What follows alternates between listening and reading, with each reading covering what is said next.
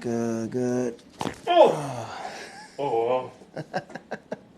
That on TikTok, I said you do like with to everyone.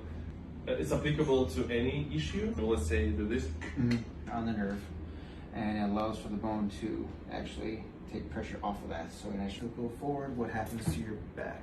So it's face your neck and the upper part there, you're going to have a lot of issues into. And that's, you can tell everything perfectly straight and aligned. This right here, this is a scan. With the neck and the upper back, we tend to be hunched forward.